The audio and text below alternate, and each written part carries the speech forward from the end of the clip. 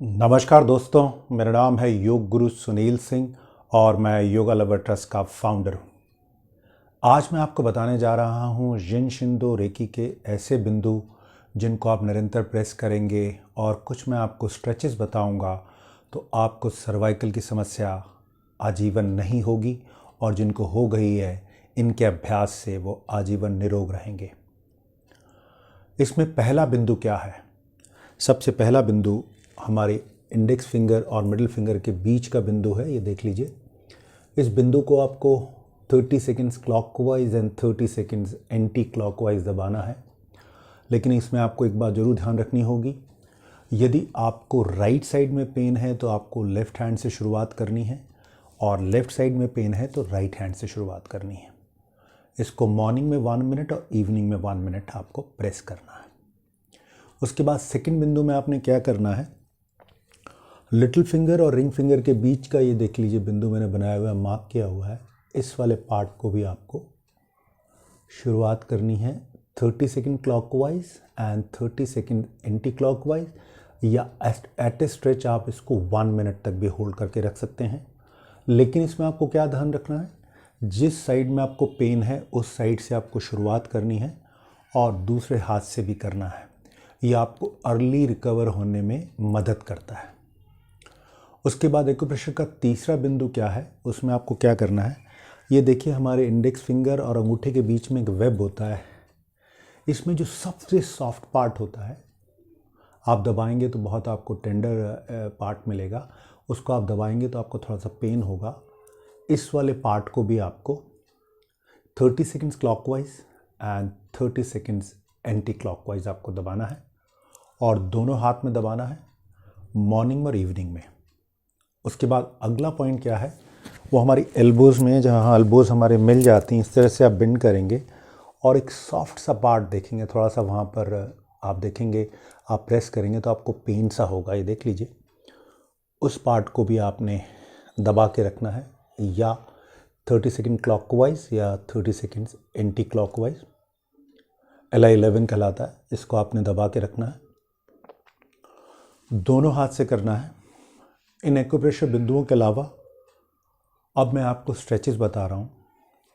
Stretches में आपने पहला स्ट्रेच में क्या करना है, अपने राइट हैंड को पीछे ले जाइएगा और लेफ्ट हैंड अपने टेम्पल के ऊपर, कान के ऊपर रखिएगा और अपनी नेक को लेफ्ट साइड की ओर बेंड कीजिएगा और 10 काउंट तक होल्ड करके रखिएगा।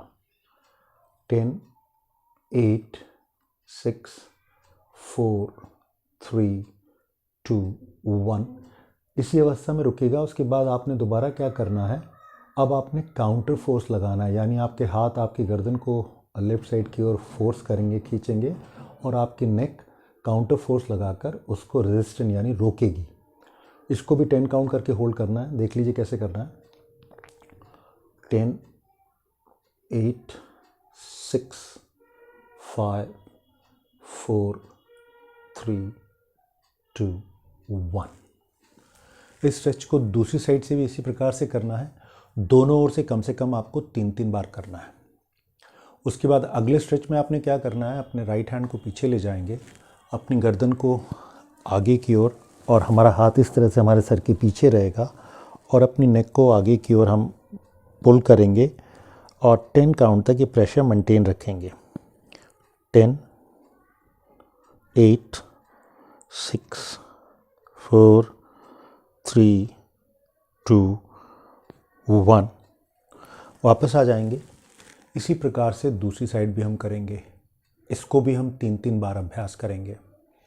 उसके बाद अगले स्ट्रेच में हमने क्या करना है, अपनी हमारा लोअर लिप जो होगा हमारे अपर लिप को टच करेगा और हमारी जीभ जो हमारे पैलेट यानी तालू पे लग जाएगी और हम अपनी गर्दन को पीछे की ओर मोड़ लेंगे। पहले देख लीजिए कैसे करना है। गर्दन हमने मोड़ ली, हमारे जीभ हमारी तालू पे लग गई और हमारा लोअर लिप ने अपर लिप को कवर कर लिया और 30 सेकंड तक हम इस अवस्था में रुकेंगे।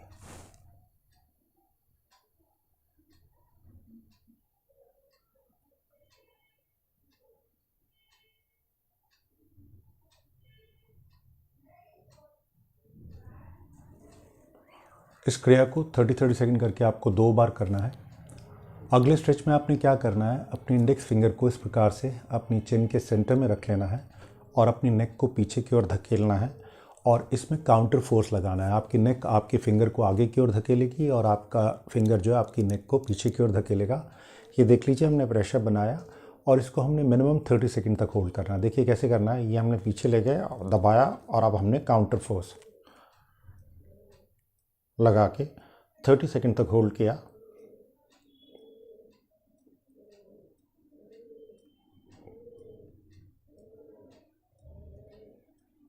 वापस आ गए। अगली एक सिंपल होल्ड बता रहा हूँ आपको जो बहुत ही शानदार है आपके फ्रोजन शोल्डर्स के लिए। आपने क्या करना है, अपने हाथ को इस तरह से देख लीजिए, अंगूठे इस तरह से हमारे हृदय चक्र के पास होंगे और हमने दोनों अपने शोल्डर ब्लेड्स को पीछे की ओर मिलाना है। गर्दन को हमने मोड़ लेना है और इसको हमने ब्रीदिंग नॉर्मल रखते हुए 30 सेकंड तक होल्ड करके रखना है। स्ट्रेच कीजिए और ये इमेजिन कीजिए आपके दोनों शोल्डर ब्लेड्स में एक पेंसिल है जिसको हम गिरने नहीं दे रहे हैं।